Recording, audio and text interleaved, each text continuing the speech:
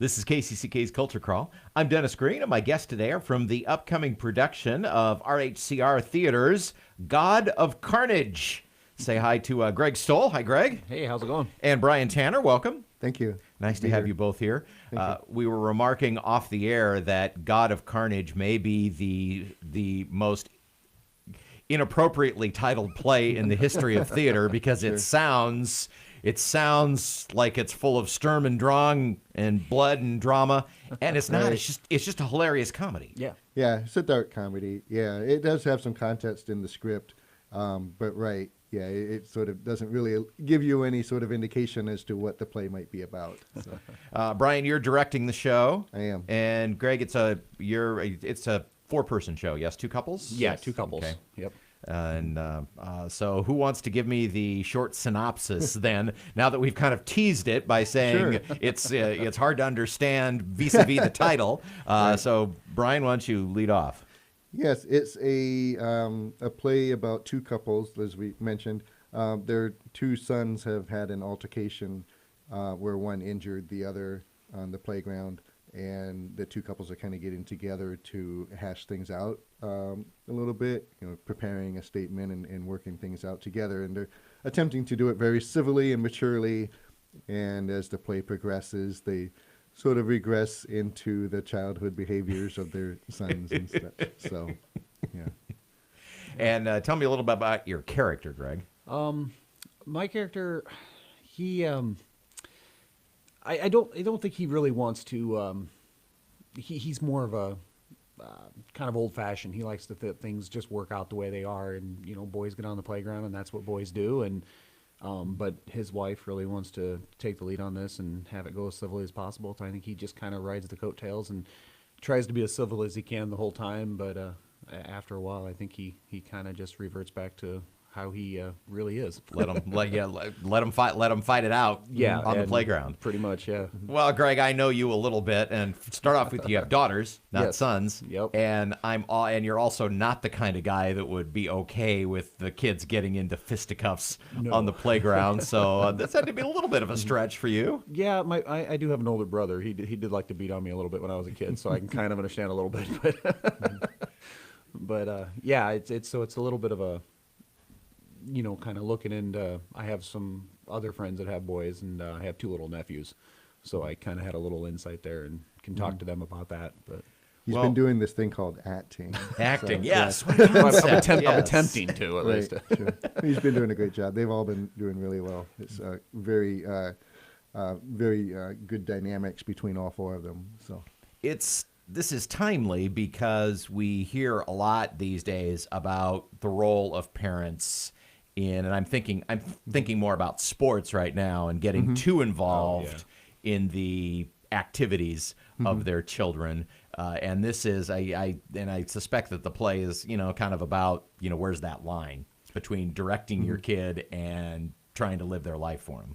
right, and that's one of the conversations in the script too, which is how much do we need to intervene in this, and they should understand that these actions have consequences, and what should those consequences be, but yet they also want to sort of be, well, they should also just kind of learn to grow on their own, and so yeah, where is that line that they draw? And I think there's a lot of different parallels that you could draw to just the whole nature of politics these days, with trying to work both sides of the aisle, so to speak.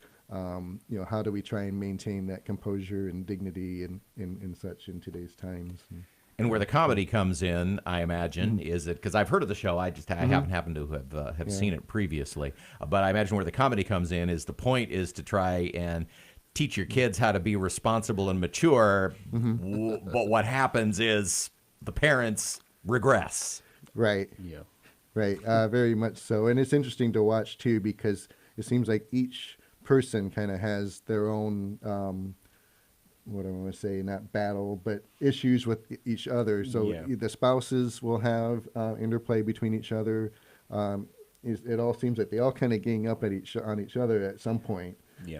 At one and it point doesn't in really time, matter. sure. Yeah, it doesn't really matter who, but yeah, we do kind of make the rounds. Yeah. So yeah, I don't know if you want to say Yeah, more. it was just it's interesting how it does that round robin that there's an instant kinship between the two dads, and then there's the chest flexing between the dads, and then it reverts that they team back up to each other and go against the wives, and it's a real good play back and forth. So yeah, and it's not necessarily, I think of it more as a dark comedy because it's not like joke punchline type laughs.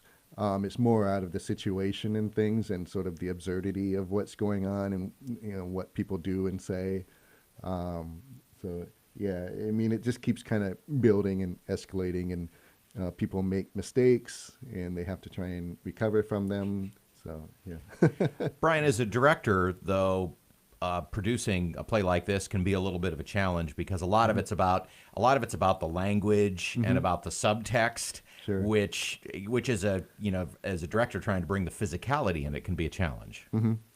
Yeah, it can. I do like to have a lot of discussions about like you say, the subtext, or at least some background on these characters that may not necessarily be answered within the script, and it's not really necessary that even the actors answer, but it's more just to kind of build that background of characters so that when they come to the stage, they sort of have all that in the back of their mind, so they understand their relationship between the couples, and then also with their spouses and such. So yeah, just trying to instill that inner nature, and hopefully that's helped your idea of how to. It really. Yeah.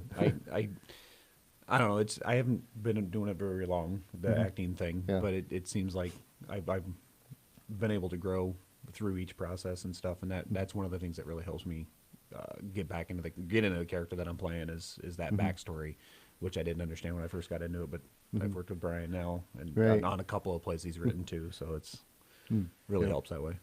Yeah, it's just as we get to certain things, I mean, it's an interesting script to read. It's a translation because the original script was in French, and then it was translated. And it's kind of interesting to kind of read because I think it still seems to be set in Europe, but we're not. It's sort of Americanized just because we're not trying to do the accents. All we do Thank goodness. we do have a British actress. That's actually. true. That's true. Yeah, just trying to understand the intent of the lines and where we're going with this has been one of the things that we continually look at. Like, you know what, I think that this is actually directed towards you in this way, in that kind of thing, and this is how you would. I think I see how you delivering it and how you responding to it. So, Talking with Greg and Brian about God of Carnage, opening September 20th. September 20th, Yep. 2 weekends, but it's Friday, Saturday, Sunday, and then the second weekend's Friday, Saturday. At RHCR Theater, the new-ish facility that the theater recently opened on 2nd Avenue in Cedar Rapids. From the time that you first read the script to the point in rehearsals where you are now, is there anything that's turned out differently or that surprised you or that you thought was going to look one way and looks differently? Wow. Well, I've known this play for quite a while, and I hadn't ever seen it performed. I'd seen the movie version of it, but I hadn't actually seen the play. So I had a general idea of what I wanted. It's very scaled down. It's kind of reduces everything down to the bare bones. The writer actually put in that she didn't want anything superfluous on the stage, so it's all stripped down, and I think that kind of helps. Sort of makes it a black box type experience, which is good for a theater like RHCR. It kind of makes it more intimate. But yeah, it was just trying to make sure, a lot of it has to do with that blocking because it's supposed to be all set in one room. How do you make that dynamic without, just making people get up and walk around for no reason, or having it look like you're moving here because I told you to, that kind of thing. So Yeah. how do you? Again, I really didn't know the play at all. I just heard from a bunch of people that it was a really great script. So I didn't come in with any preconceptions of what the play was. So I don't know. I kind of like going into plays like that. Going in just with an open mind of, okay, let's see where this takes me, and Yeah. that's kind of where I've been on this one. So Yeah. Well, don't let the title put you off. That's always the thing I think of when I think of this play. It's God of Carnage at RHCR Theater in Cedar Rapids, running September 20th through what that would be the 28th. Yes. September 20th through the 28th. You can visit the theater website at rhcrtheater.com if you'd like to get tickets. I believe it's an R-E. Yeah, and theater with an R-E, yes, that's right. If you're watching the video, it is spelled correctly underneath our pictures, even as we speak right now. On the radio, you're just going to have to figure it out for yourself. But Greg and Brian, thanks for being here, and good luck with it. And it's a fun comedy, but also a way that we kind of get to know ourselves as people and parents too. Definitely. Thanks for being here. Oh, thanks a lot. Thank you. You can hear the Culture Crawl live on the radio most Thursdays and Fridays at 10:20, or download the podcast, watch or listen on your own schedule using your favorite podcast app or at kcck.org/culture. I'm Dennis Green.